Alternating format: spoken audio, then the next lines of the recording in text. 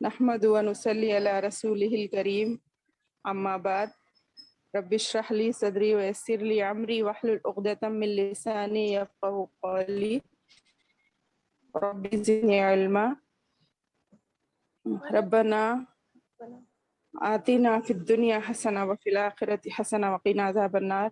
الحمدللہ، اللہ تعالیٰ کا لاکھ لاکھ شکر و احسان ہے کہ اللہ نے ہم تمام کو اپنی مصروف ترین زندگی سے بہت ہی خوشی اور شوق کے ساتھ یہ کلاس اٹینڈ کرنے کا موقع عنایت فرمایا ہے۔ اللہ تعالیٰ ہم تمام کی مدد فرمائے اور جو کچھ بھی یہاں سن رہے ہیں اس کو سمجھتے ہوئے اس پر عمل کرنا ہمارے لیے آسان فرمائے، آمین ثم آمین۔ اور اللہ تعالیٰ آپ تمام کو اور زیادہ سے زیادہ اپنے وقت کو دین کی خاطر اور اپنی آخرت کی تیاری کی خاطر لگانے والا بنائے، آمین ثم آمین۔ آمین۔ جی الحمدللہ ہم آپ لوگ اپنا مائک میوٹ کر لیجئے۔ آپ لوگوں کو کوئی سوال کرنا ہے تو لاسٹ میں کر سکتے، آپ لوگ اپنا مائک میوٹ کر دیجئے، ٹھیک ہے، ورنہ ذرا کلاس میں ڈسٹربنس ہوگا، ٹھیک ہے۔ اللہ آپ تمام کی مدد کرے۔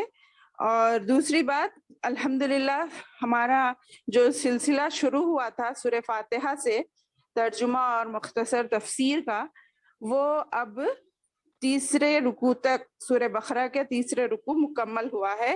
آج ہمیں چوتھا رکوع پڑھنا ہے، الحمدللہ۔ الحمدللہ۔ جی تو میں پہلے لفظی ترجمہ بتاتے ہوئے بعد میں اس کی تفسیر کروں گی۔ آپ تمام سے گزارش ہے صبر و تحمل سے اور شوق و ذوق سے اس کو سنیں، اور جو بھی سوال ہے انشاءاللہ آپ کو آخری میں کرنے کی اجازت ہے انشاءاللہ۔ اعوذ باللہ السمیع العلیم من الشیطان الرجیم۔ بسم اللہ الرحمن الرحیم۔ سب کو اسکرین نظر آ رہا ہے اور آواز بھی آ رہی ہے؟ جی جی عالیہ آپ آل میوٹ کر دیتے نا۔ چیک کرو کون ہے۔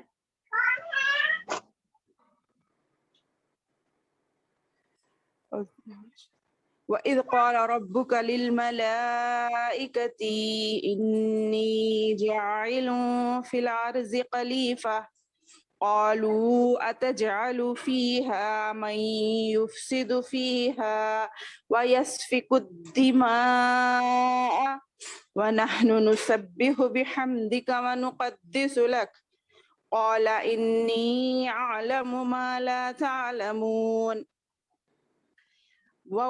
واو اور اذ جب، قولا کہا، رب کا تمہارا رب، للملائکتی فرشتوں سے، انی بے شک میں، حقیقت میں جاعل بنانے والا ہوں، فی الارض فی میں ارض زمین میں، خلیفہ ایک نائب، خلیفہ کہتے ہیں ایک نائب امیر کو۔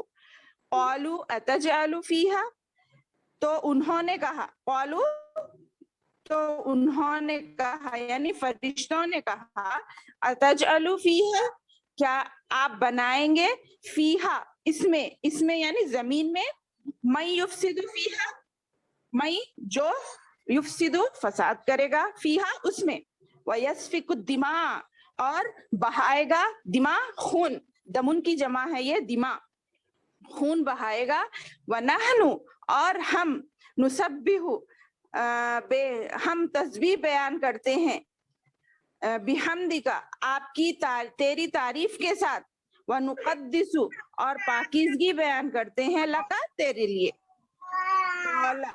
تو کہا یعنی اللہ نے کہا، انی عالم بے شک میں، عالم زیادہ جانتا ہوں، ما لا تعلمون جو تم نہیں جانتے۔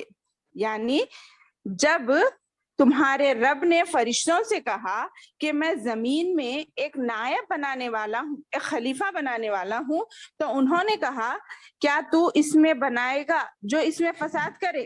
یعنی فرشتوں کو ایک سوال پیدا ہوا، اے ہمارے رب کیا تم دنیا میں ایسی مخلوق کو پیدا کرے گا جو دنیا میں فساد پیدا کرے گا؟ اور خون بہائے گا، اور ہم تیری تعریف کے ساتھ تجھ کو بے عیب کہتے ہیں اور تیری پاکیزگی بیان کرتے ہیں۔ تو اللہ نے کہا بے شک میں جانتا ہوں جو تم نہیں جانتے۔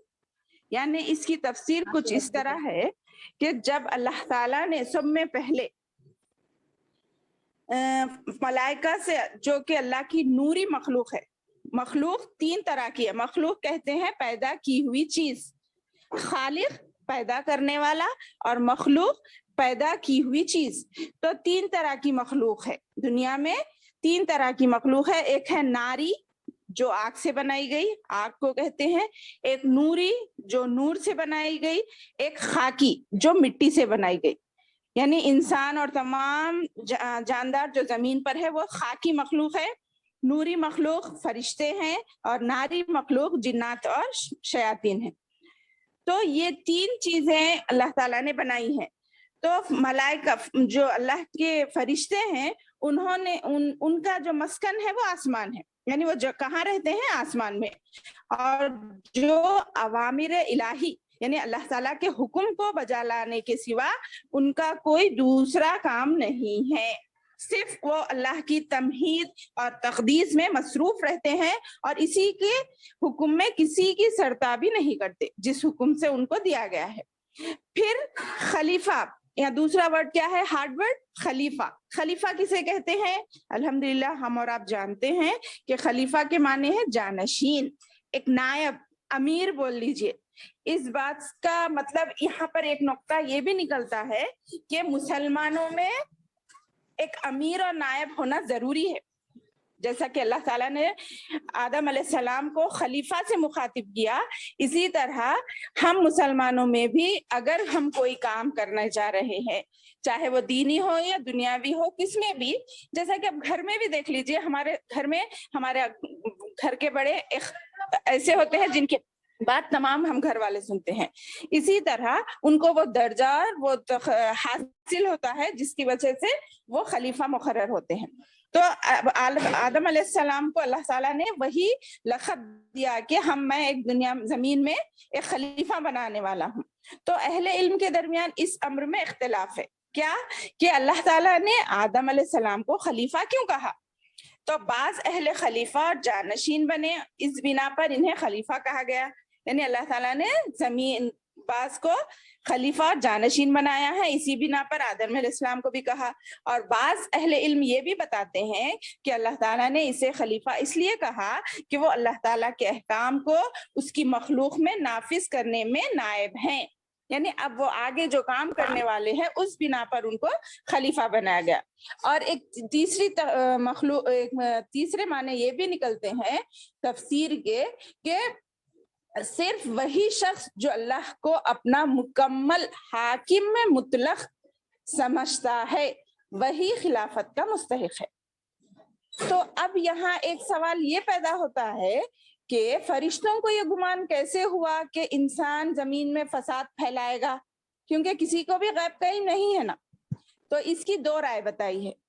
دیکھیے میری بہنوں، کتنی باریکی سے ہمیں سوالات بھی تفسیر میں مل جاتے ہیں، اس کے جوابات بھی ہمیں مل جاتے ہیں، ہمیں صرف غور و فکر کرنا ہے، اپنے علم کو بڑھانا ہے۔ تو پہلا سوال تھا کہ یہ فرشتوں کو کس طرح گمان ہوا کہ زمین میں انسان فساد پھیلائے گا؟ تو اس کی دو رائے مفسرین بیان کرتے ہیں کہ پہلی رائے یہ ہے کہ انسان کی تخلیق سے پہلے یہاں اس دنیا میں جنات رہتے تھے، اور انہی بھی اللہ نے کچھ نہ کچھ اختیارات دیے تھے، تو انہوں نے یہاں پر بہت فساد مچایا۔ انہی پر قیاس کرتے ہوئے فرشتوں نے سمجھا کہ پھر انسان بھی یہاں پر جب اس کو خلیفہ بنایا جا رہا ہے تو اس کو کچھ نہ کچھ اختیار تو ملیں گے ہی، بغیر اختیار کے وہ خلیفہ نہیں رہتا۔ تو اس لیے اس بنا پر اس کو قیاس، اس پہ گمان کرتے ہوئے یہ جواب سوال کیا کہ کیوں آپ اللہ تعالیٰ بنا رہے ہیں۔ ایک دوسری بات یہاں پر یہ نکلتی ہے، جو کہ ایک اصولی بات بھی یہ ہے کہ دوسری رائے یہ ہے کہ خلافت کا لفظ جب استعمال ہوتا ہے تو اس کے معنی یہ ہے کہ کوئی نہ کوئی اختیار ملے گا۔ خلیفہ بالکل بے اختیار نہیں ہوتا ہے، اسے کچھ نہ کچھ اختیار ملتا ہے، اور جب اختیار ملتا ہے تو چاہے اگر وہ دیندار ہے، اللہ پر توکل کرنے والا سمجھدار انسان ہے، تو وہ دنیا میں اپنے اس اختیار کا صحیح استعمال کرے گا، اور اگر وہ سرکش ہے تو وہ اپنے اختیار کا غلط استعمال کرے گا. تو اس طرح انہوں نے سمجھا کہ اگر ان کو اختیار مل جائے گا تو پتہ نہیں وہ اچھے بھی ہوں گے یا خراب ہوں گے. اس بنا پر فرشتوں نے کہا اگر وہ اچھے ہوں گے تو اپنے اللہ کے تمام قوانین کو نافذ کریں گے، اور جہاں واضح حکم نہیں ہوگا وہ اپنی رائے سے جتنا بھی بہتر سے بہتر سوچ کر حکم دے سکتے ہیں. خلیفہ کو یہ اختیار ہے، مگر اگر وہ برے رہیں گے، غلط ہوں گے، تو اس کا امکان ہے کہ فساد پھیلے گا. تو اللہ نے کہا کہ تم اپنی حکمتوں میں میرے برابری نہیں کر سکتے، میں اپنی حکمت جانتے، اس لیے میں خلیفہ بنانے کا جو مقصد ہے وہ اپنے آگے واضح کروں گا. پھر آگے بتا رہے ہیں میں جانتا ہوں تم نہیں جانتے. پھر آگے کی آیت دیکھیے، آیت نمبر 31. وَعَلَّمَ آدَمَ الْأَسْمَاءَ كُلَّهَا ثُمَّ عَرَضَهُمْ عَلَى الْمَلَائِكَةِ فَقَالَ أَنْبِئُونِي بِأَسْمَاءِ هَؤُلَاءِ إِن كُنتُمْ صَادِقِينَ. دیکھیے آیت نمبر 31 کیا تھی، میں اب لفظی ترجمہ کر رہی ہوں. واو اور علامہ سکھائے آدم علیہ السلام کو، آدم کو الاسماء اسم کی جمع ہے، یہ نام. اسم کہتے ہیں واحد نام کو، اور اسماء کہتے ہیں تمام کے تمام نام، کلہا سب چیزوں کے.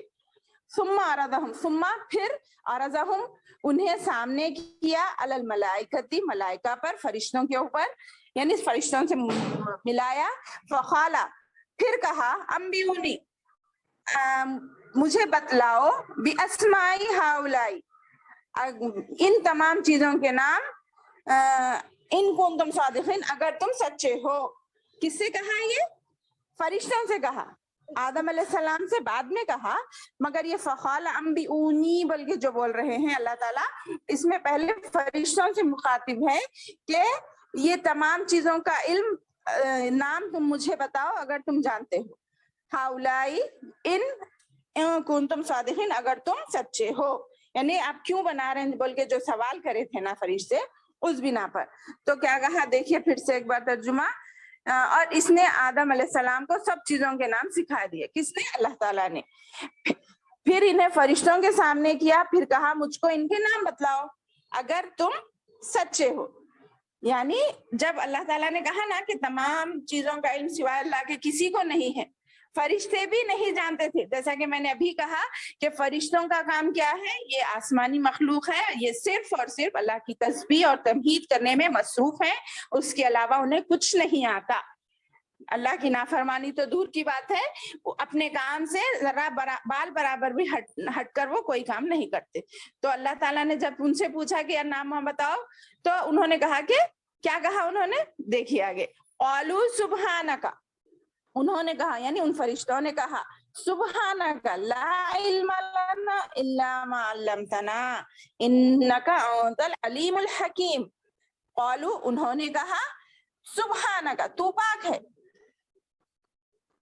لا علم لنا علم نہیں ہے، لا نہیں ہے، علم لنا ہمارے لیے، ہمیں کوئی علم نہیں ہے، مگر الا مگر ما جو علمتنا تو نے ہمیں سکھایا، انکا بے شک تو انت العلیم الحکیم تو جاننے والا اور حکمت والا ہے.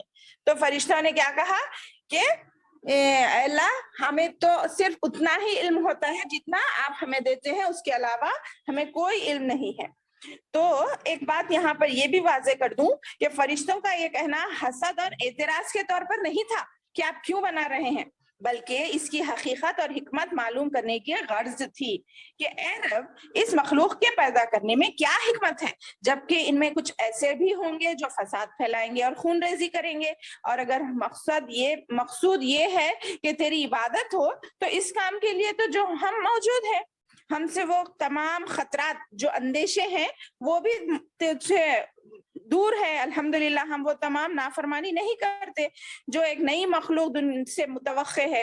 تو اللہ تعالیٰ نے کہا وہ مصلحت وہ میں جانتا ہوں جس بنا پر ان کا ذکر کر رہا ہوں.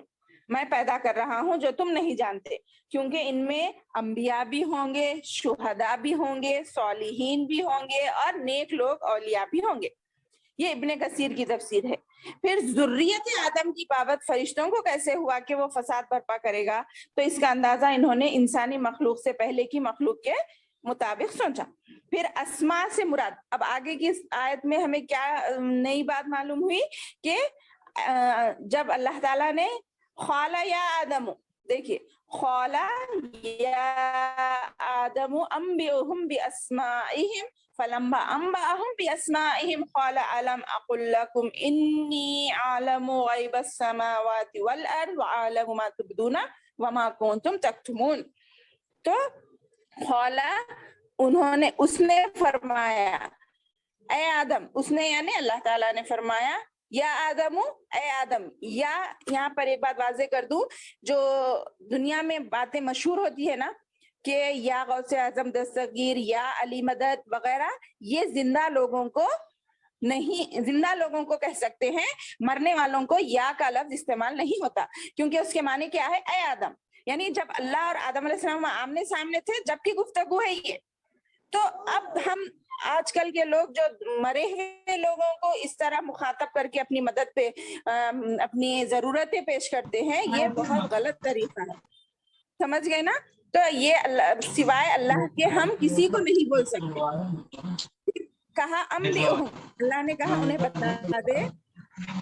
اب اپنا مائک میوٹ کر لے بہن۔ بِأَسْمَائِهِمْ، ان کے نام، بی مانے سے، اہم ان کے نام جو جب سے پوچھے تھے، فلما،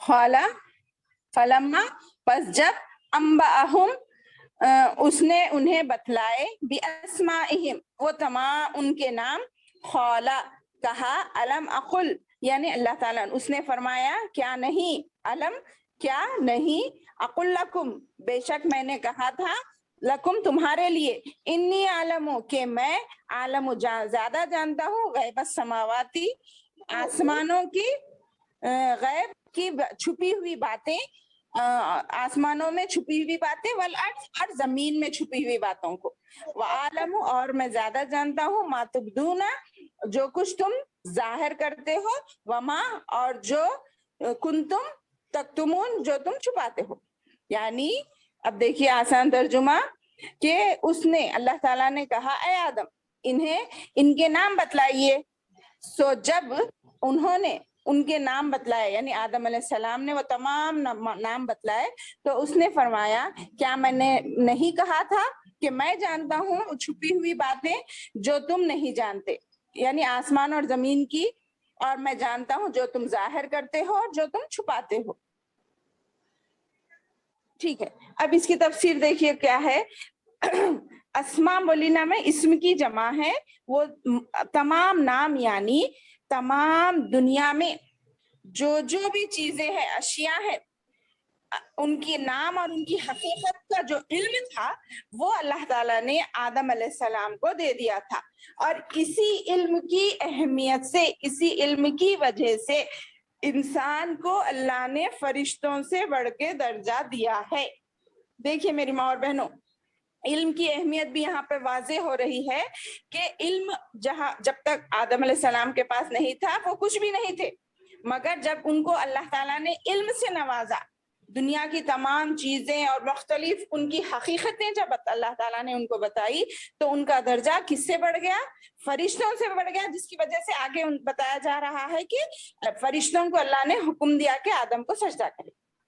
تو علم ہمارے پاس اسی لیے بنیادی اہمیت رکھتا ہے کہ جب تک ہم اگر علم حاصل نہیں کریں گے تو ہمیں عمل کا دروازہ نہیں کھلے گا، اور بہت سے لوگوں کا کہنا یہ ہے کہ اگر علم آ جائے تو عمل کرنا پڑتا، اس لیے ہم بچ جائیں گے، اگر سیکھیں گے ہی نہیں تو ان کے لیے ڈبل دوہرا گناہ ہے میری بہنوں، کہ جو لوگ بچنا چاہتے ہیں اللہ تعالیٰ اس بنیاد پر اگر وہ سوچ کر علم حاصل نہیں کرتے تو ان کو ڈبل گناہ دیا جائے گا۔ ایک تو علم نہ حاصل کرنے کا اور دوسرا اس طرح بچنے کا. تو اس سے بہتر یہ ہے کہ لا یکلف اللہ نفسا الا وسعها, اللہ کسی بھی مخلوق پر اس کی جان سے بڑھ کے بوجھ نہیں ڈالتا. تو ہمیں جہاں اللہ تعالیٰ نے منتخب کر لیا ہے کہ کچھ نہ کچھ کسی نہ کسی طریقے سے, سہیلی کے طریقے سے یا کسی بہن کے طریقے سے, بہن کے رشتے سے, کسی نہ کسی طریقے سے اگر ہمیں موقع مل رہا ہے کچھ نہ کچھ علم حاصل کرے, حتیٰ کہ فون سے بھی اگر ہم اپنی مصروفیات میں سے ٹائم پاس کی چیزوں کو نکال کر, فون میں بھی آج کل علم بہت طریقے اچھا موجود ہے, اس طریقے سے بھی اگر ہم علم کا وقت نکالیں گے, علم کے لیے وقت نکالیں گے تو وہ علم ہمارے لیے نفع بخش ہوگا.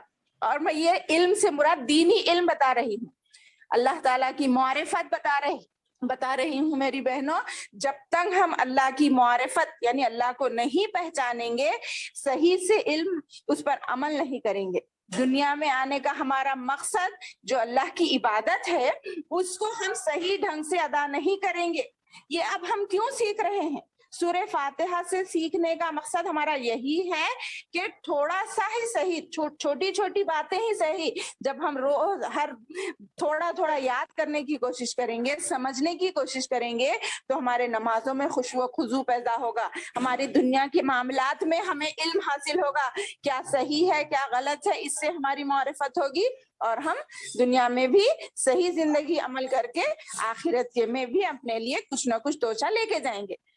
اگر ہم اپنی مصروفیات, اپنی اولاد, گھر کے کام وغیرہ میں ہی رہیں گے جو کہ ہر کسی کو کرنا ہی ہے, چاہے اگر اس کو بوجھ سمجھے تب بھی کرنا ہے یا اللہ کا حکم ہے سمجھ کے کرے تب بھی کرنا ہے, مگر سمجھنے میں فرق ہے. اگر آپ اللہ کی حکم کے مطابق اس کو ادا کریں گے تو آپ یہ ایک فرض کے ساتھ ساتھ اللہ کی معرفت بھی حاصل کریں گے اور اپنے علم میں اضافہ کر کے اپنے اعمال کی درستگی کریں گے.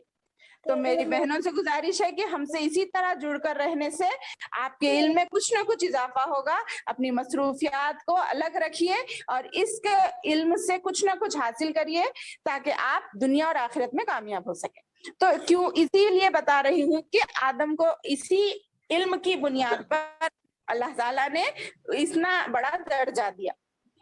یہ علم اللہ تعالیٰ نے آدم علیہ السلام کو کس طرح دیا؟ یعنی القاء اور الہام کے ذریعے سے, یعنی آدم علیہ السلام کے دل میں ڈال دیا اللہ تعالیٰ نے اور وہ سیکھ گئے. تو حضرت آدم علیہ السلام کو سکھلا دیا. جب ان سے کہا گیا کہ آدم علیہ السلام ان کے نام بتاؤ تو انہوں نے فوراً سب کچھ بیان کر دیا جو فرشتے بیان نہ کر سکے. اس طرح اللہ تعالیٰ نے ایک تو فرشتوں پر حکمت تخلیق آدم واضح کر دی, یعنی جو حکمت تھی نا, جو فرشتوں نے سوال کیا تھا کیوں پیدا کر رہے ہیں, اس کی ایک حکمت جو تھی وہ بھی واضح کر دی, اور دوسری دنیا کا نظام چلانے کے لیے علم کی اہمیت اور فضیلت بھی بیان فرما دی. دیکھیے نا, دنیا کا علم بول رہے ہیں یہاں پر, آخرت میں تو اس کا بدلہ ملے گا ہی ملے گا, دنیا میں بھی آپ کو کس طرح زندگی گزارنا ہے اس کے بھی فضیلت بیان کر دی. جب یہ حکمت اور اہمیت علم فرشتوں پر واضح ہوئی تو انہوں نے اپنے قصور یعنی علم اور فہم کا اعتراف کر لیا, اور فرشتوں کے اس اعتراف سے یہ بھی واضح ہوا کہ عالم الغیب تو صرف اللہ کی ذات ہے, اللہ کے برگزیدہ بندوں کو بھی ہی اتنا ہی علم ہوتا ہے جتنا اللہ تعالیٰ انہیں عطا کرتے ہیں. سمجھ گئے نا, الحمدللہ. پھر دیکھیے آگے تھوڑی اور تفسیر اس میں اس طرح آ رہی ہے کہ علمی فضیلت کے بعد حضرت آدم علیہ السلام کی یہ دوسری تکریم ہوئی. کون سی؟ آگے بڑھیں گے ہم. تو اب آپ تو سمجھ گئے کہ علم سے مراد کل مادی کائنات کے اندر جو جو بھی وجود میں آنے والا ہے ان کی حقیقت سے آدم علیہ السلام کو آگاہ کر دیا گیا. اور دیکھیے میری بہنوں, اس میں ایک نقطہ یہ ہے کہ دماغ, ہمارا عقل دنیا کا سب سے بڑا کمپیوٹر ہے. کیا مطلب اس کا؟ یعنی ہر چیز کو محفوظ رکھنے کی صلاحیت صرف اور صرف اللہ نے انسان کو دی ہے. آپ غور کر سکتے ہیں پہلے کا انسان کس طرح تھا, اور ترقی کرتے کرتے الحمدللہ آج کا انسان کہاں ہے. پہلے کے لوگ یہ گمان بھی نہیں کر سکتے تھے کہ ایسا آج اتنا ہمارا انسان علم میں ترقی کر کے اللہ تعالیٰ انسان کو اتنی فضیلت دے گا کہ وہ اتنی علم کی بنیاد پر اتنے ایجادات کرے گا، اتنی سہولتیں پیدا کرے گا وغیرہ وغیرہ. تو علم ایک سمندر کے مانند ہے. اس میں اللہ تعالیٰ قرآن میں کئی مرتبہ آپ لوگوں نے پڑھا ہوگا، سماعت سن کر ہم کئی چیزوں کا علم جانتے ہیں، پہچانتے ہیں، اور بصارت دیکھ کر ہم کئی چیزوں کو پہچانتے ہیں، اور عقل سے سمجھنے کی طاقت. یہ تین اللہ تعالیٰ کی بہت بڑی بڑی نعمتیں ہیں میری بہنوں، جو الحمدللہ ہم سب کو حاصل ہے، جن کا قرآن میں بار بار ذکر کیا ہے. اور یہ علم کی اہمیت ہے کہ انسان شروع میں کیسا تھا اور اب بڑھتے بڑھتے کہاں تک پہنچ چکا ہے. اور ذرا سوچئے کہ یہ علم اتنی تیزی سے بڑھ رہا ہے، کسی کو کوئی اندازہ نہیں ہے کہ آگے چل کر یہ علم کہاں تک پہنچے گا. ہم اندازہ لگا سکتے ہیں کہ آگے کیا ہونے والا ہے اس علم کی وجہ سے. اچھی بھی چیزیں ہو رہی ہیں، بری چیزیں بھی ہو رہی ہیں. اور دیکھیے اس علم میں ایک بات یہ ہے کہ کوئی دنیا کا ذہین سے ذہین تر آدمی بھی تمام علم کا احاطہ نہیں کر سکتا سوائے اللہ تعالیٰ کے. تمام انبیاء بھی لے لیجئے، آپ بڑے بڑے سے ذہین بڑے بڑے عالم وغیرہ کو بھی لے لیجئے، اگر اس کا علم ایک محدود ہے، یعنی اگر وہ ایک لائن میں جائے گا تو اس علم کے بارے میں ہی وہ اتنا پڑھنے معلومات حاصل کرنے کے باوجود دوسرے علم سے وہ قاصر رہتا ہے. تو اس لیے، اور میں بتانا یہ چاہ رہی ہوں کہ ہمارے دماغ کا استعمال ہمارے اوپر ہے. اس کو جتنا ہم استعمال کریں گے وہ اتنا آبزرو یعنی اپنے اندر جذب کرتا جائے گا. ہمارے کو نہیں آتا نہیں سوچنا ہم کبھی بھی، ایک عالم بھی کیوں نہ ہو، ایک عام انسان بھی کیوں نہ ہو، ہمارے تمام انسانوں میں یہ اللہ تعالیٰ نے صلاحیت رکھی ہے کہ وہ اپنے عقل کو اپنے ذہن کو یوز کر کے اپنے علم میں اضافہ کرے. اس لیے اللہ کے رسول بار بار علم میں اضافہ کی دعا کرتے تھے. اللہم ربی زدنی علما کہا کرتے تھے، اللہ میرے علم میں اضافہ فرما، اور ایسا علم جو نفع بخش ہو. اللہم ایک دعا ہے میرے کو، اللہم انفعنی بما علمتنی وعلمنی ما ینفعنی. یہ اور ایک دعا ہے جو اللہ کے رسول دعا کرا کرتے تھے کہ اللہ مجھے ایسا علم دے جو مجھے نفع دے. یہ نفع بخش علم ہم حاصل کرنے کی ہر ایک انسان میں صلاحیت ہے، بس اس کو پہچان کر اس کو استعمال کرنا ہمارے لیے ہے. کوئی بڑا ذہین سائنٹسٹ یا بڑا ڈاکٹر وغیرہ کے نے دو دماغ نہیں ہے. قرآن میں آگے واضح بھی ہے سورہ احزاب میں کہ ہم نے کسی کے دل میں کسی کے سینے میں دو دل نہیں پیدا کیے، سب کو ایک ہی دل ہے، ایک ہی عقل ہے. استعمال کر کے کوئی بڑا بن گیا اور استعمال نہیں کر کے وہ جہاں کا وہاں رہ گیا. تو اس لیے ہمیں ہمارے علم کو بڑھانے کے لیے اپنے عقل کا استعمال کرنا ہے، اور اللہ کی 3 بڑی نعمتوں کا استعمال کرنا ہے، سننے کی نعمت، دیکھنے کی نعمت اور عقل کی نعمت، تاکہ ہم اللہ اس نعمتوں کا صحیح استعمال کر کے اپنے علم میں اضافہ کر سکے. ٹھیک ہے، آگے دیکھیے. اعوذ باللہ من الشیطان الرجیم. کہاں تھے ہم؟ وَإِذْ قُلْنَا لِلْمَلَائِكَةِ اسْجُدُوا لِآدَمَ فَسَجَدُوا إِلَّا إِبْلِيسَ أَبَى وَاسْتَكْبَرَ وَكَانَ مِنَ الْكَافِرِينَ. تو دیکھیے پہلی حکمت تو اللہ آدم علیہ السلام کو جو برتری حاصل ہوئی وہ تو علم کی وجہ سے تھی. اسی علم کی وجہ سے دوسری کیا ہے وہ دیکھیے.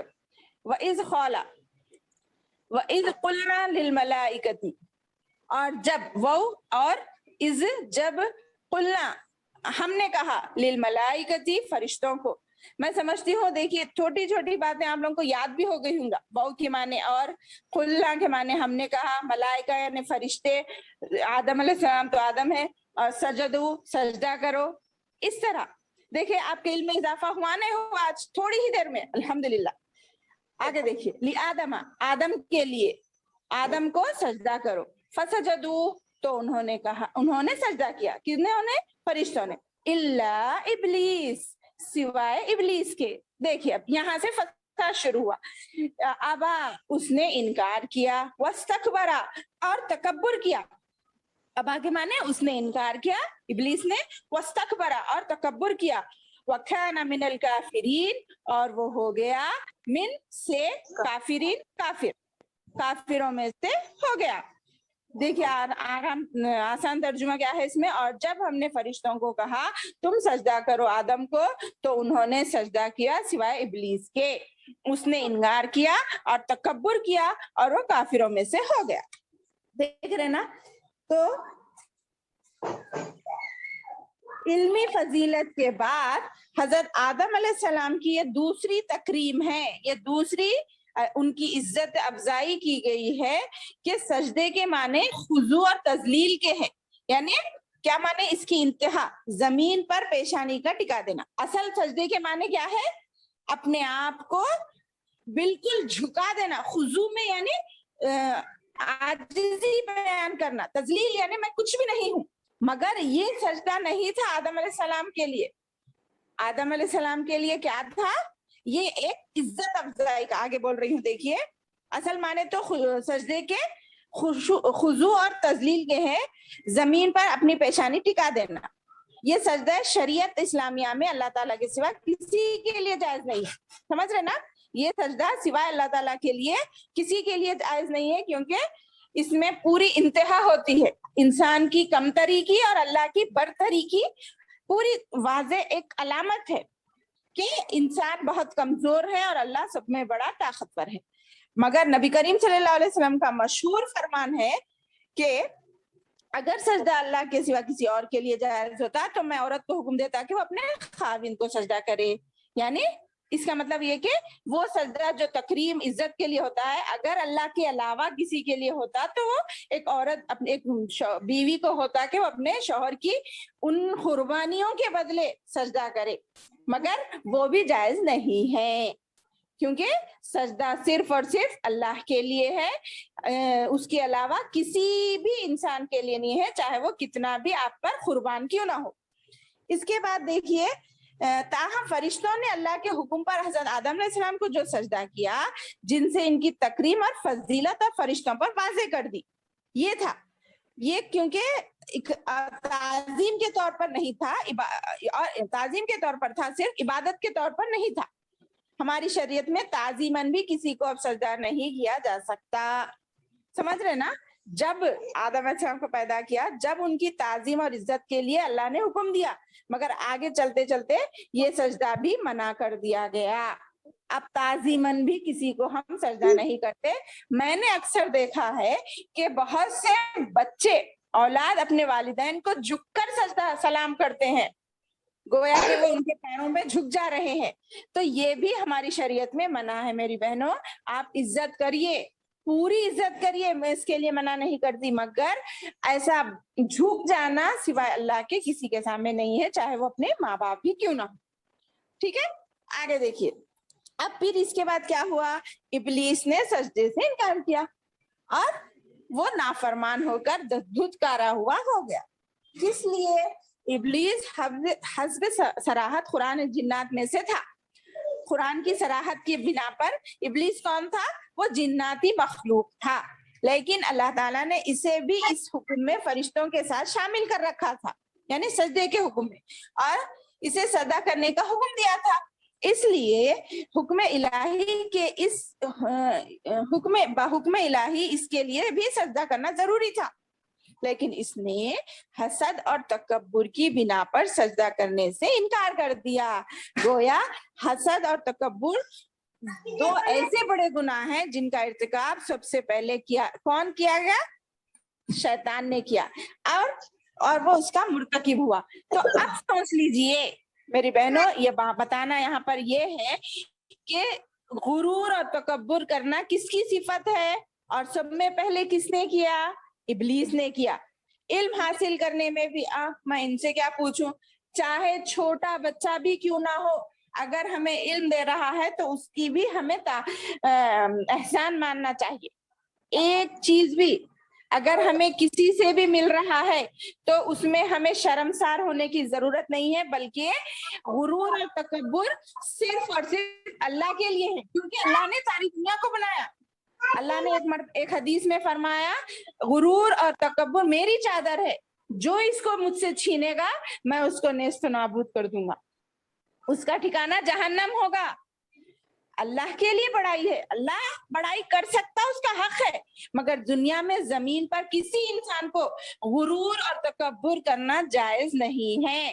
جیسے اگر کرے گا تو اس کا ٹھکانہ بھی وہی ابلیس کے ساتھ ہوگا جو کہ جہنم میں جانے والا ہے, کیونکہ شروعات اسی نے کی نا. کسی بھی گناہ کا اور نیکی کی شروعات جو کرے گا اس کا سلسلہ جیسا کہ ہم نے سیکھا کہ اس کے پیچھے چلتا چلا آئے گا. تو اس لیے وہ غرور اگر کرے گا تو وہ گویا شیطان ابلیس کے برابر ہو جائے گا اور اس کو اس کے جیسی سزا ملے گی. تو اپنے اندر الحمدللہ ہمارے اندر تو نہیں ہے, بس بتانا یہ چاہ رہی ہوں دنیا کے کسی بھی معاملے میں کیوں نہ ہو غرور اور تکبر انسان کے لیے جائز نہیں ہے. اگر ہمارے اندر یہ معمولی سی صفت آئیں گی تو ہماری تمام نیکیاں برباد ہو جائیں گی. اللہ ہماری حفاظت فرمائے اس چیز سے, اور اللہ ہمیں نرم مزاج, مخلص اور اللہ کے رسول جیسی صفات اپنانے والا بنائے. آمین ثم آمین. تو آگے دیکھیے کیا بول رہے تھے, ابلیس نے غرور اور تکبر کیا. اس کے بعد اللہ تعالیٰ فرما رہا ہے وَقُلْنَا يَا آدَمُ اسْكُنْ أَنْتَ وَزَوْجُكَ الْجَنَّةَ وَكُلَا مِنْهَا رَغَدًا حَيْثُ شِئْتُمَا وَلَا تَقْرَبَا هَٰذِهِ الشَّجَرَةَ فَتَكُونَا مِنَ الظَّالِمِينَ. یہاں کیا بول رہے ہیں اللہ تعالیٰ, آگے دیکھیے, اور قلنا ہم نے کہا, یا آدم, اے آدم, اسکن تم رہو, آنتا تم بھی, اور وزوجک الجنہ اور تمہاری بیوی جنت میں, جنت میں, وکلا اور تم دونوں کھاؤ پیو, منہا اس جنت سے, رغدن اس سے یعنی جنت سے, رغدن اطمینان سے, حیث شئتما جہاں تم چاہو, یعنی پوری جنت بتا دی گئی, جہاں سے تم چاہو کھاؤ پیو.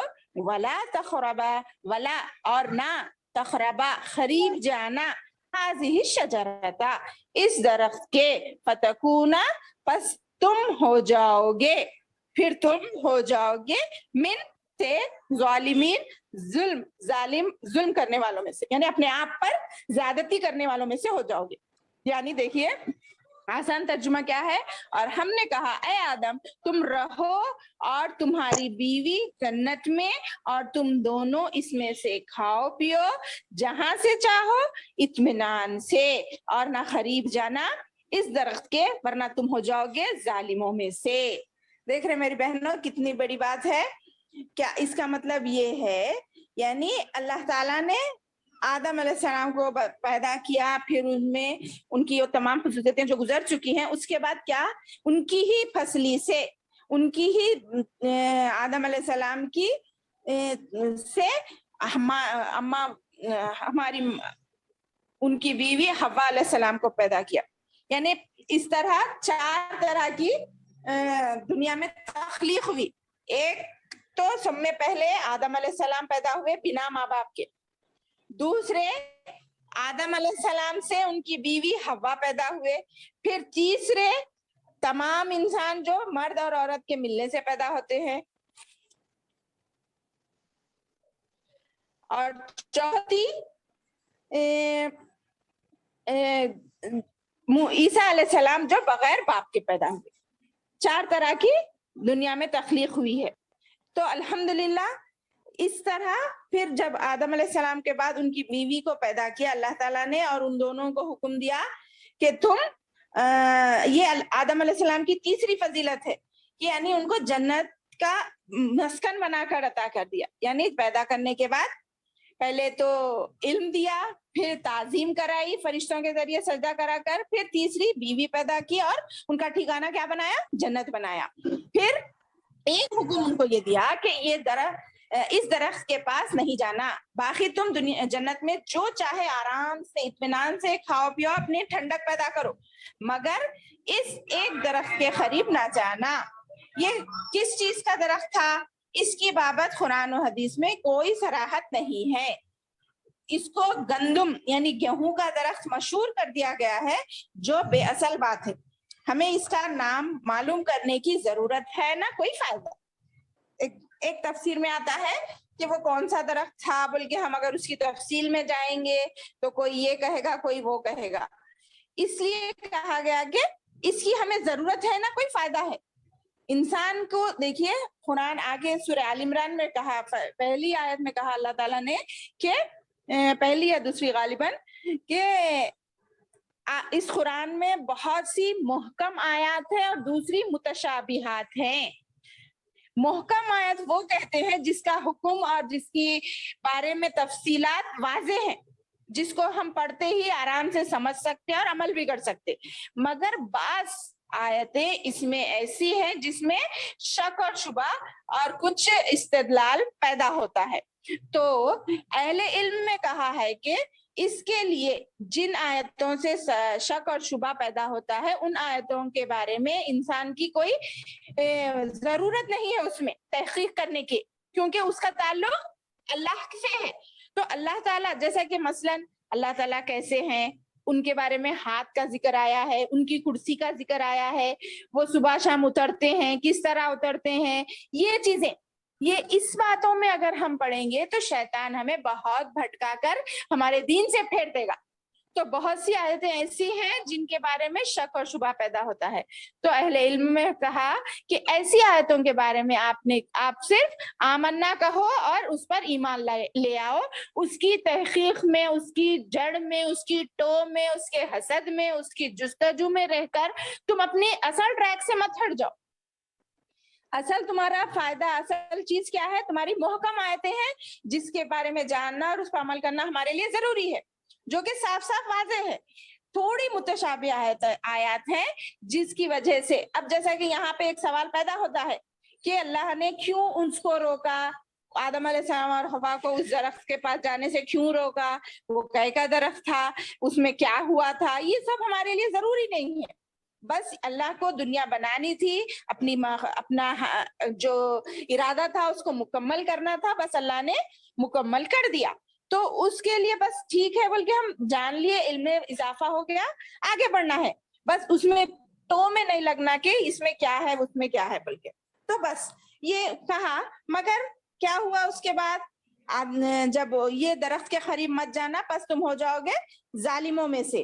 تو پھر کیا ہوا آگے دیکھیے.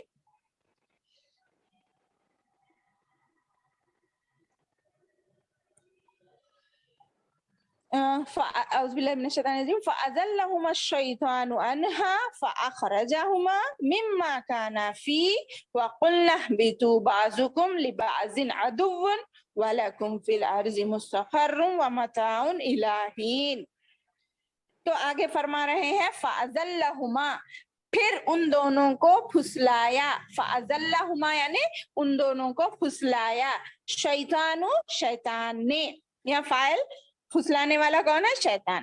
انہا، اس سے یعنی اس جنت سے. فاخرجہما، پس اخرجا نکلوا دیا، ہما ان دونوں کو، مما اس سے، جو کانا وہ تھے، یعنی ان دونوں کو اس جگہ سے نکلوا دیا جہاں پر وہ تھے. فی ہی، اس میں، دیکھیں مما سے جو کانا وہ تھے، فی ہی اس میں. وقلنا، اور ہم نے کہا، نہبتو، تم اتر جاؤ، بعضکم لبعضن، تمہارے بعض کے، عدوً دشمن ہے، عدوً دشمن ہے، ولکم اور تمہارے لیے، فی الارض زمین میں، مستقرن ٹھکانہ ہے، ومتاع الی حین ایک مدت مقررہ تک ٹھکانہ اور سامان ہے، الی حین ایک وقت تک. ٹھیک ہے، آسان ترجمہ کیا ہے اس کا؟ پھر شیطان نے ان دونوں کو پھسلایا اور اس سے پھر انہیں نکلوا دیا اس جگہ سے جہاں وہ تھے، اور ہم نے کہا تم اتر جاؤ، یعنی آدم سے کہا تم دونوں اتر جاؤ، تمہارے بعض کے دشمن ہیں. یعنی اس کا پس منظر یہ ہے کہ دوسری جگہ دیکھیے، میرے اور آپ کے رب اللہ تعالیٰ کا یہ ایک حسن طریقہ ہے کہ اللہ تعالیٰ ایک ہی واقعے کو پورا ایک جگہ نہیں بیان کرتا، تھوڑی تھوڑی تفصیلات، تھوڑے ضرورت کے حساب سے جہاں جو بات بیان کرنی ہے اس طرح. اسی لیے یہاں پر پورا آدم علیہ السلام کا قصہ نہیں آیا ہے، آگے بہت سے صورتوں میں ہے, سورہ آراف میں ہے, سورہ غافر میں ہے, وغیرہ وغیرہ. تو آگے اللہ تعالیٰ جب جہاں پہ جس بات کی اہمیت ہے, جو علم دینا چاہیے, اس مثال کے ذریعے اللہ تعالیٰ انبیاء کے مختلف حصوں کو الگ الگ تھوڑا تھوڑا بیان کرتا ہے, جس کی حکمت ہمیں اس وقت سمجھ میں آتی ہے جب ہم وہ پڑھتے ہیں. تو یہاں پر نہیں ہے کہ کس طرح بھٹکایا.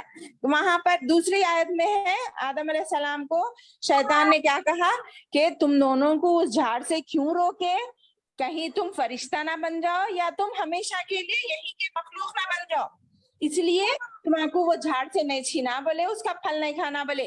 اگر تم کھا لو گے, میں تمہارا محسن ہوں, تم وہ کھا لو گے تو تمہیں کو اللہ تعالیٰ نہیں نکال سکتا بول کے اس طرح پھسلایا بھٹکایا. تو کوئی بھی انسان ہے نا, انسان کیا کرتا, آرام کی زندگی ملے تو اس کو چند دن کے لیے بولے تو خوش ہوتا, کیا انہیں نہیں, ارے ایسی زندگی تو ہمیشہ کے لیے ہونا پسند کرتا. تو وہی گمان آدم علیہ السلام کے دن میں ذہن میں آیا, اور انہوں نے اللہ سے کیا بولتے اس حکم کی سرتابی کر دی, یعنی نافرمانی کی, اور وہ شیطان کے بہکاوے میں آ کر اس پھل کو کھا لیے, بھول چوک کر اس پھل کو کھا لیے, جس کی وجہ سے ان کے جسم کے پر جو کپڑے تھے وہ اتر چکے, تو وہ اپنے آپ کو پتوں سے, جنت کے درختوں کے پتوں سے اپنے آپ کو ڈھانکنے لگے, اور اللہ کے ہی بتائے ہوئے تھوڑے کلمات سے اپنی غلطی کا اعتراف بھی کیا, اور اللہ سے دعا بھی کی, جو کہ ہم جانتے ہیں, ربنا ظلمنا انفسنا وان لم تغفر لنا وترحمنا لنکونن من الخاسرین. ایک مشہور بات یہ بھی ہے یہاں پر کہ آدم علیہ السلام نے اللہ کے تخت پر لا الہ الا اللہ محمد رسول اللہ دیکھا, جس کے سمجھ کے پھر اس کو سمجھا کہ یہ تو محمد جس کا نام آیا ہے بہت بڑی شخصیت ہوگی, اسی لیے اللہ نے اپنے ساتھ ان کا نام جوڑ کر تخت پہ لکھا ہے, ان کا نام لے کے معافی مانگی بول کے بہت سے دین میں بدعتی اس بات کا اعتراف کرتے ہیں, حالانکہ یہ غلط ہے. بلکہ صاف اور واضح بات یہ ہے کہ آدم علیہ السلام کی وہ دعا جو ہم اور آپ پڑھتے ہیں, ربنا ظلمنا انفسنا وان لم تغفر لنا وترحمنا لنکونن من الخاسرین, یہ ہے دعا اس کی, ربنا. ٹھیک ہے, تو یہ دعا اللہ تعالیٰ نے انہیں سکھلائی, اور اس دعا کے ذریعے آدم علیہ السلام نے توبہ کی, اور اللہ نے ان کی توبہ کو قبول بھی کیا. مگر یہ کہنا کہ اللہ کے محمد صلی اللہ علیہ وسلم کے نام کے ساتھ انہوں نے دعا کی, غلط ہے, بالکل بے بنیاد ہے. تو اس طرح ہوا وہ قصہ. تو اس لیے آگے بتا رہے ہیں, یہ شیطان نے جب جنت داخل ہو کر, ایک تفسیر میں آ رہا ہے, روبرو انہیں بہکایا وسوسہ اندازی کے ذریعے سے, ان کی بابت کوئی صراحت نہیں ہے. تاہم یہ واضح ہے کہ جس طرح سجدے کے حکم کے وقت اس نے حکم الہی کے مقابلے میں خیال سے کام لیا, یعنی انہوں نے ابلیس نے سوچا نا, ارے آدم کو تو مٹی سے بنا اللہ تعالیٰ ان لوگوں کے سامنے, اور میں تو آگ سے بنا ہوا ہوں, اور آگ مٹی سے بڑھ کے ہے, تو میں کئی کو اس کو سجدہ کروں, بلکہ جو غرور کیا نا, یہاں پر بھی اس نے کیا کہ ان کو کئی کو نے جنت کی نعمتوں میں, میرے کو تو اللہ تعالیٰ نے نکال دیا, ان کو کیوں رکھوں, اس لیے انہوں نے اس کو بھٹکایا, اور اللہ سے وعدہ کیا کہ میں آدم سے بہتر ہوں, سجدے سے انکار کیا. اور اسی طرح اس موقع پر بھی اللہ کے حکم سے ان کو دونوں کی بھٹکایا, اور آدم علیہ السلام کو پھسلانے میں وہ کامیاب ہو گیا, جس کی تفصیل سورہ اعراف میں آگے آئے گی انشاءاللہ. تو اس طرح حکم الہی کے مقابلے میں اپنی خیال اور نفس کی اپنی عقل سے استعمال نہیں کرنا چاہیے, جیسا کہ شیطان نے کیا. فنعوذ باللہ من ذالک. تو ہمیں بھی اس میں یہ سمجھ میں آ رہا ہے کہ جیسا شیطان نے اپنے آپ میں, قرآن اور حدیث کے معاملے میں میری بہنوں بہت احتیاط برتنا ہے, اپنی عقل کو نہیں دوڑانا ہے, خاص کر قرآن اور حدیث کے معاملے میں, صحیح حدیث کے بارے میں. ایسا نہیں تو ایسا ہو سکتا نا, بلکہ اپنے عقل کے گھوڑے نہیں دوڑانا ہے. جو حکم ہمیں اللہ اور رسول سے ملے اسے بس آمنا اور صدقنا کہہ کر اس پر عمل کرنا ہے, ورنہ ہمارا بھی شمار اس طرح ہوگا جیسا کہ شیطان نے کیا. تو پھر اللہ تعالیٰ نے ان کی وہ دعا دوسرے, جیسا کہ میں نے کہا آگے آئے گی, وہ دعا کو قبول کیا اور ان کو زمین پر بھیج دیا ایک مقررہ مدت تک. پھر آگے دیکھیے, اب ہمارا رکوع ختم ہوگا انشاءاللہ. فَتَلَقَّى آدَمُ مِن رَبِّهِ كَلِمَاتٍ فَتَابَ عَلَيْهِ إِنَّهُ هُوَ التَّوَّابُ الرَّحِيمُ. کیا بول رہے ہیں کہ پس فتلقى, پھر حاصل کر لیے آدم نے من ربی اپنے رب سے کلماتن کچھ کلمے فتاب علیہ پھر اس نے توبہ قبول کی علیہ اس کی انہ هو التواب الرحیم بے شک وہ بہت خوب توبہ قبول کرنے والا رحم کرنے والا ہے. دیکھ رہے نا کیا بول رہے ہیں اللہ تعالیٰ. ابھی میں نے سمجھایا کہ اللہ آدم علیہ السلام نے اللہ ہی سے وہ کلمات سیکھے اور پھر اس کا صاف اظہار ہے نا کہ اللہ سے کلمات سیکھے اور اللہ سے خوب گڑ گڑا کر توبہ کی جس کو اللہ تعالیٰ نے قبول کر لیا کیونکہ اللہ تعالیٰ بہت توبہ قبول کرنے والا اور رحم کرنے والا ہے. دیکھیے اللہ تعالیٰ کی حکم اللہ تعالیٰ اس سے ہمارے لیے بھی ایک نقطہ یہ پیدا ہوتا ہے کہ اگر ہم سے اب تک کچھ بھی تکلیف گناہ غلطیاں ہوئی ہیں انسان جلد باز ہے بہت کمزور پیدا کیا گیا ہے ہو جاتی ہیں مگر اس گناہ پر اور اس غلطی پر ہمیشگی نہ کیے بغیر اگر ہم اللہ سے سچی توبہ کریں گے جس کی شرط یہ ہے کہ سب میں پہلے تو توبہ کرنے کے لیے ذرا سنیے غور سے اپنے گناہ پہ نادم ہونا ہے جو بھی غلطی اور گناہ ہم کیے ہیں اس پہ نادم ہونا ہے. دوسری شرط اس گناہ کا دوبارہ اعادہ نہیں کرنا ہے اور اللہ سے اس گناہ کی شرمندگی کرتے ہوئے اللہ سے خوب گڑ گڑا کر معافی مانگنا ہے تو پھر آئندہ وہ گناہ نہیں کرنا ہے. تو یہ توبہ کی شرائط ہے. تو اگر ہم اس طرح کی توبہ کریں گے تو اللہ تعالیٰ ہماری توبہ ضرور بضرور قبول کرے گا جیسا کہ آدم سے اللہ نے توبہ قبول کی کیونکہ تواب بولے اللہ تعالیٰ کیا ہے اللہ کی صفت تواب ہے اور رحیم بھی ہے کہ اللہ خوب توبہ قبول بھی کرتا ہے اور رحم معاف بھی کرتا ہے تو رحم بھی کرتا ہے. تو اس لیے ہمیں اپنی غلطیوں کی توبہ کرنے کا ایک موقع ملا ہے. اب آج ہی جب تک عقل اور ذہن اور ہمارے اعضاء اور جوارے ہمارے ساتھ ہیں توبہ کر لینی چاہیے نہ کہ وہ توبہ کا انتظار کرنا چاہیے جب ہم پلنگ پر پڑ جائیں ہمارے عقل اور ہمارے اعضاء ہمارا جواب دے دیں ہم کچھ کر نہ سکے. جب ہمیں توفیق ہوگی کہ اگر ہم توبہ کریں گے تو اللہ ہماری توبہ قبول کرے گا تو یہ غلط ہے. ہمیں عقل اور اپنے آپ کو ابھی سے اپنے گناہوں کی توبہ کر کے تو گویا وہ معاف ہو جائیں گے. اللہ تعالیٰ دیکھیے وہ تمام گناہوں کو اس طرح مٹا دے گا کہ وہ گناہ ہم نے کیے ہی نہیں بلکہ ایک حدیث میں آتا ہے ان گناہوں کو مٹا کر اس کے برابر نیکیاں بھی شمار کر دے گا اگر ہماری سچی توبہ رہے گی. تو الحمدللہ ہمیں اس بات کا خیال رکھنا چاہیے کہ ہمیں اللہ سے گڑ گڑا کر اپنے گناہوں کی معافی مانگے اور آئندہ گناہ نہ کرنے کا عزم و احترام کریں انشاءاللہ. تو آگے دیکھیے اس کے بعد کیا کہا قُلْنَا اهْبِطُوا مِنْهَا جَمِيعًا فَإِمَّا يَأْتِيَنَّكُم مِّنِّي هُدًى فَمَن تَبِعَ هُدَايَ فَلَا خَوْفٌ عَلَيْهِمْ وَلَا هُمْ يَحْزَنُونَ. دیکھیے الحمدللہ ہمارا رکوع کمپلیٹ ہو گیا.